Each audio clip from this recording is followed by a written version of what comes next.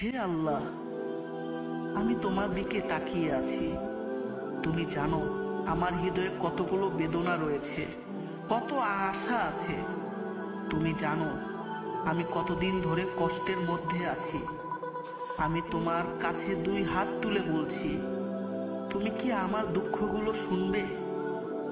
হে আল্লাহ, আমি জানি তুমি আমার প্রতিটি কান্না শুনছো।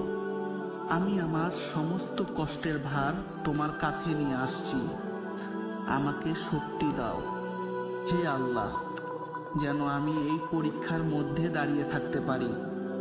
আমার হৃদয়ে প্রশান্তি দাও, যাতে আমি তোমার প্রতি বিশ্বাস রাখতে পারি।